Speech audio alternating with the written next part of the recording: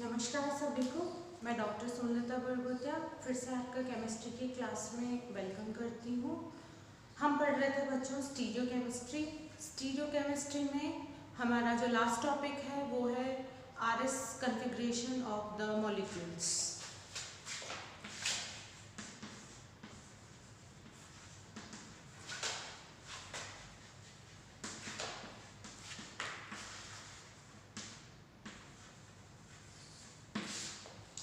बच्चों हमने इससे पहले की क्लास में हमने कॉन्फ़िगरेशन असाइन करना सीखा था। हमने सिस ट्रांस EZ सिन इस तरह के कॉन्फ़िगरेशंस पढ़े थे। आज की क्लास में हम R और S कॉन्फ़िगरेशन जो है वो मॉलिक्यूल्स को असाइन करेंगे। अब इस R और S का मतलब होता क्या है सबसे पहले हम सीखेंगे। बच्चों R मतलब होता है रेक्टस और S मतलब होता है सिनिस्टर। ठीक है, रेक्टस मतलब हम बात करते हैं कि जब भी जो मॉलिक्यूल है वो प्लेन पोलराइज लाइट को अगर क्लॉकवाइज डायरेक्शन में रोटेट करता है, यानी इस तरह से, यानी ये क्लॉकवाइज,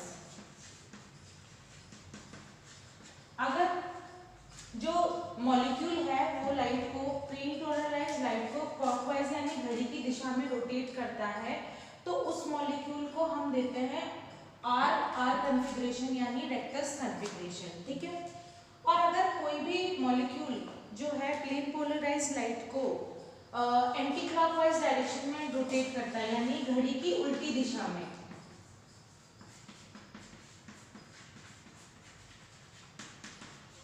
घड़ी की उल्टी दिशा में रोटेट करता है, तो उसको हम कहते हैं सिनिस्टर यानी S कॉन्फ़िगरेशन। ठीक है, तो हमें जो मॉलिक्यूल्स है उनकी स्टडी ये करनी है कि ये R कॉन्फ़िगरेशन का है कि S कॉन्फ़िगरेशन का है।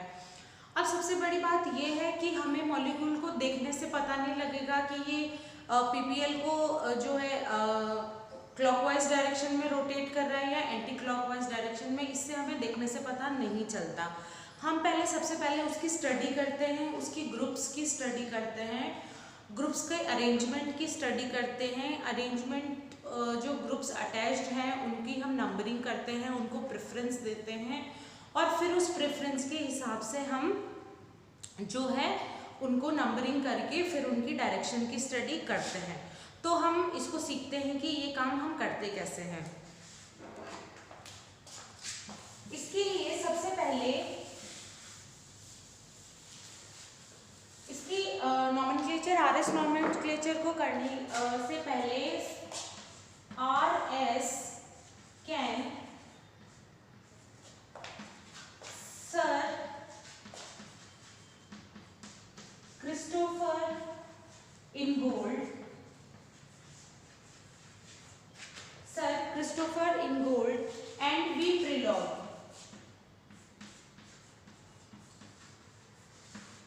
प्रिलॉग, ये तीन साइंटिस्ट थे जिन्होंने इन रूल्स के बारे में हमें एक्सप्लेन किया था, जिनको हम शॉर्ट में कैन,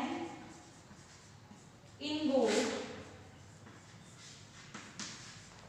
और प्रिलॉग रूल्स के नाम से जानते हैं। ठीक है, हालांकि बुक्स में आपको जो नाम मिलता है वो यही दिखने को मिलता है, कैन, इनगोल्ड, प्रिलॉग। तो हमें इनका पूरा नाम भी पता होना चाहिए क्योंकि ये बहुत वेल नोन साइंटिस्ट हैं।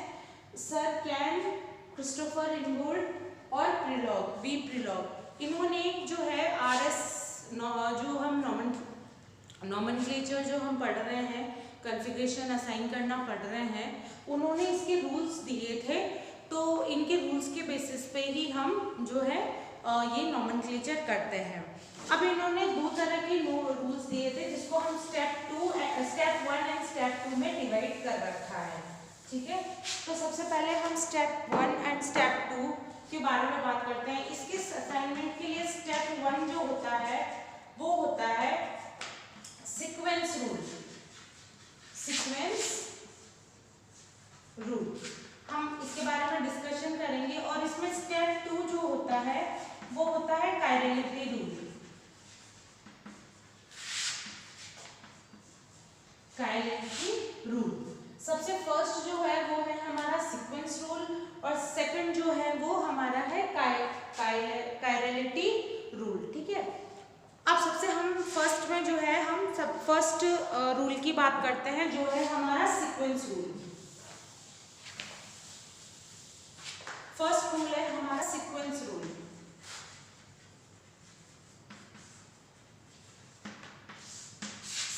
सीक्वेंस रूल की बात करें बच्चों, तो इसमें अगर हम सीक्वेंस रूल की बात करते हैं तो इसमें सबसे फर्स्ट जो रूल हम पढ़ते हैं वो ये है कि हमें जो भी ग्रुप्स अटैच्ड है काइरल सेंटर के, मतलब हम बात कर रहे हैं किसी कार्बन की और वो एक काइरल सेंटर है जिससे 4 डिफरेंट ग्रुप्स अटैच्ड हैं, A, B, C and D, ठीक है। तो अब हम ABCD को हमें नंबरिंग देनी है, हमें इन्हें सीक्वेंस देनी है। क्या A 1 पे है, 2 पे है, 3 पे है या 4 पे है, ठीक है। तो हम इनकी नंबरिंग देंगे।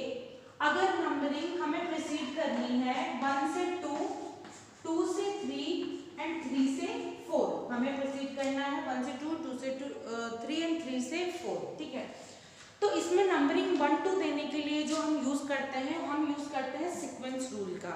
इसमें फर्स्ट रूल ये है कि कोई भी ग्रुप का एटॉमिक नंबर ज्यादा हुआ तो उसको हम पहले प्रेफरेंस देंगे, यानी मोर द एटॉमिक नंबर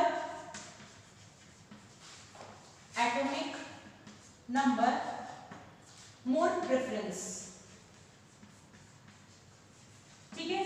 जितना एटॉमिक नंबर ज्यादा होगा उतनी ज्यादा ही उसकी प्रेफरेंस होगी, ठीक है।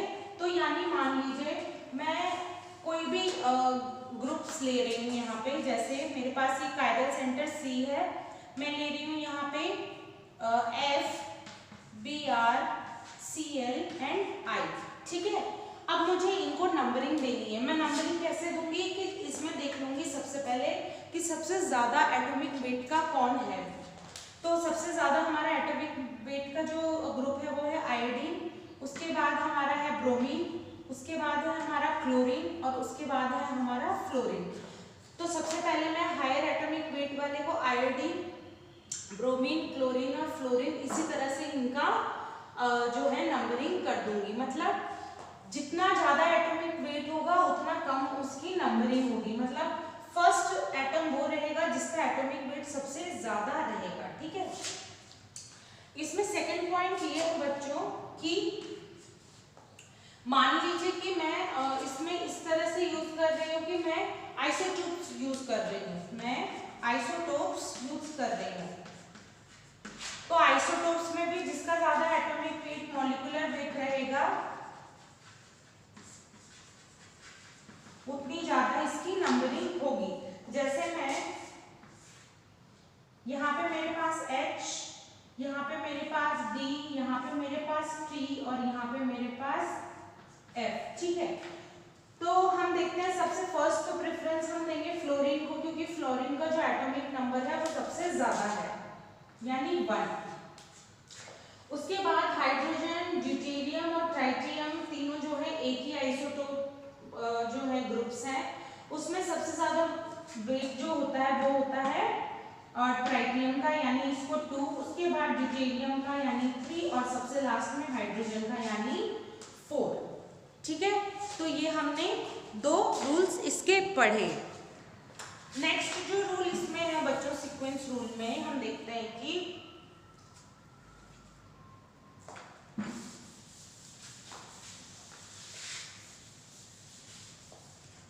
मान लीजिए आपके पास 2 इस तरह के एटम्स हैं, आपके पास बल्की ग्रुप्स हैं, जैसे हमारे पास CHO आ गया या हमारे पास कोई और ग्रुप आ गया, तो हम उसमें नंबरिंग कैसे देंगे इसका। अब नेक्स्ट रूल बच्चों हम ये पढ़ते हैं कि अगर मान लीजिए आपने फर्स्ट एटम को देखा और वो बिल्कुल सेम हुआ तो अब हम क्या करें। इसके लिए हमें क्या करना है, अगर फर्स्ट एटम आपका बिल्कुल सेम है तो आप नेक्स्ट एटम की तरफ प्रोसीड करें। आप दूसरा एटम देखिए, अगर दूसरा एटम भी सेम है तो आप तीसरा देखिए, चौथा देखिए और इसी तरह से देखते रहें जब तक कि आपको ऐसा एटम नहीं मिल जाता जो डिफरेंट हो, ठीक है।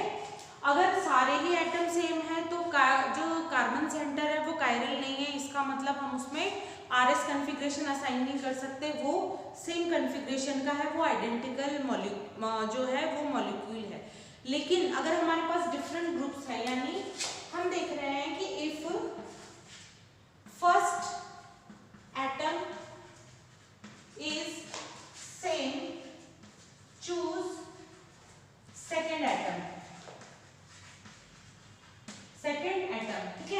जैसे मान लीजिए हम बात कर रहे हैं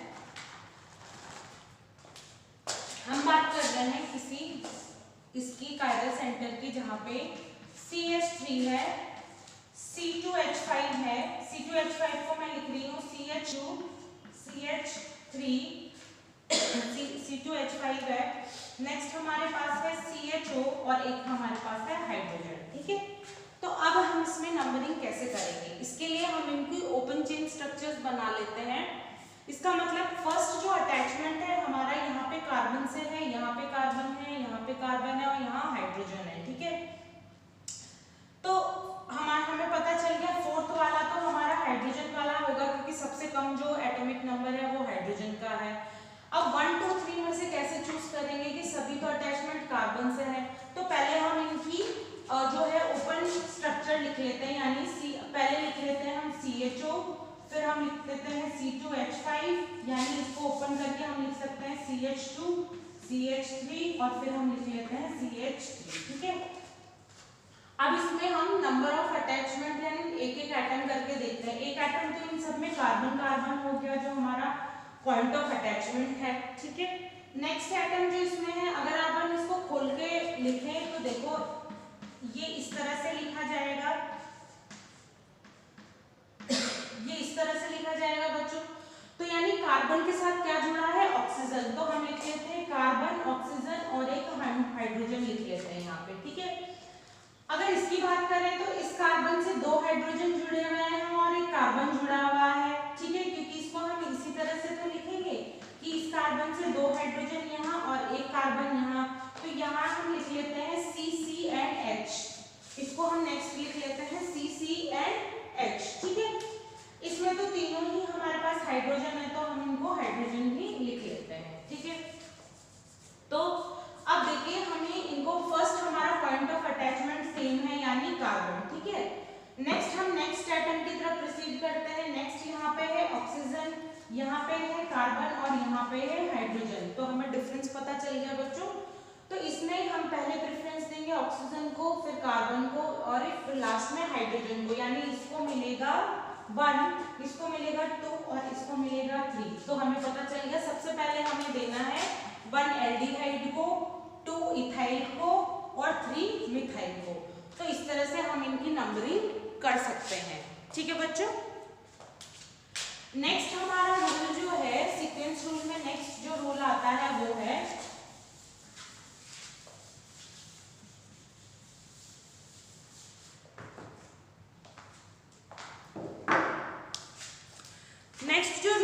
बच्चों वो है कि choose the atom by the open chain structure. हम ओपन चेन स्ट्रक्चर्स का किस तरह वो कर सकते हैं कि ओपन चेन स्ट्रक्चर का किस तरह हम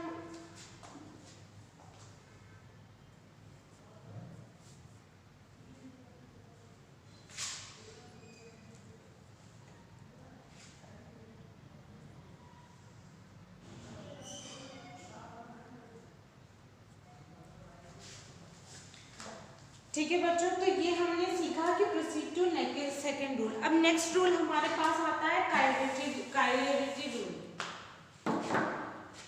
सेकंड रूल है हमारा कायरलिटी रूल। ठीक है, कायरलिटी रूल में क्या है बच्चों, हम ये देख सबसे पहला रूल इसमें ये है कि जो आपका फोर्थ जो एटम है इसमें कायरलिटी रूल में हम पढ़ते हैं बच्चों कि view from the side that fourth atom is away from the viewer. यानी मान लीजिए हम कोई मॉलिक्यूल बना रहे हैं जिसमें CH3 C2H5 H और OH। ठीक है, अब हम इनकी नंबरिंग देते हैं। मान लीजिए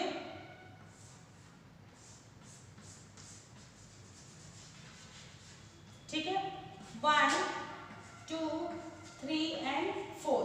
ठीक है, तो इसमें ये है फर्स्ट इसमें रूल ये है कि हमें उधर से व्यू करना है जिधर से हमें जो फोर्थ हमारा एटम है वो अवे फ्रॉम पोजीशन पे दिखना चाहिए, हमारा जो डैश पे जो एटम है वो हमें फोर्थ पोजीशन पे दिखना चाहिए। अगर हम इसकी अब नंबरिंग करके प्रोसीड करें 1 2 3 4, अगर हम इसको 1 2 3 4 से इस तरह प्रोसीड करें तो नेक्स्ट जो हमारा जो डायरेक्शन है वो आ रहा है एंटी क्लॉकवाइज डायरेक्शन में, तो इसका जो कॉन्फ़िगरेशन हो गया वो हो गया एस कॉन्फ़िगरेशन। ठीक है बच्चों, नेक्स्ट एक और मैं एग्जांपल ले रही हूँ, मान लीजिए मैं ले रही हूँ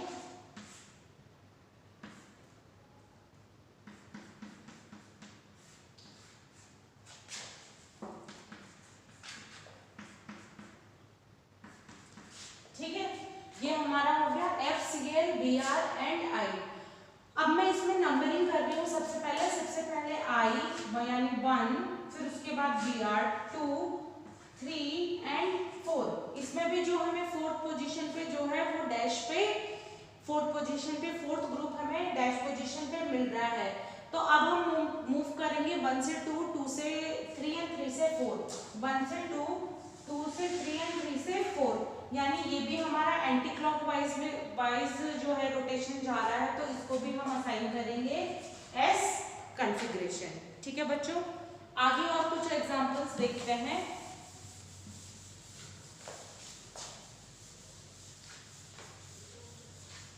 नेक्स्ट एग्जांपल है हमारा, मान लीजिए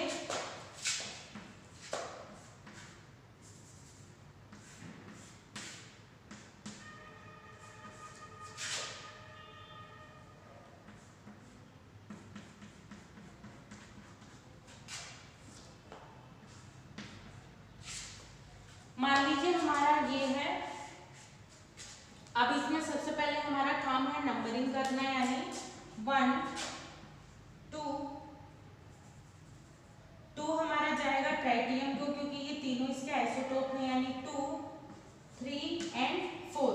फोर्थ हमारा डैश पोजीशन पे है तो कोई प्रॉब्लम ही नहीं है।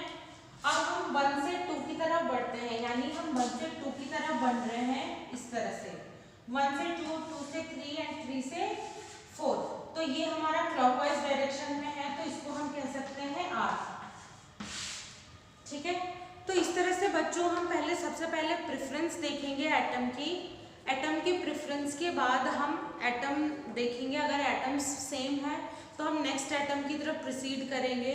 फिर हम कायरेक्टरी रूल देखेंगे कि हमारा जो फोर्थ जो ग्रुप है वो डैश पे आना चाहिए, अगर डैश पे नहीं है तो उसको हम इवन चेंजेस करके उसको डैश पोजीशन पे लेके आएंगे और फिर हम उसको जो है RS कॉन्फ़िगरेशन असाइन करेंगे।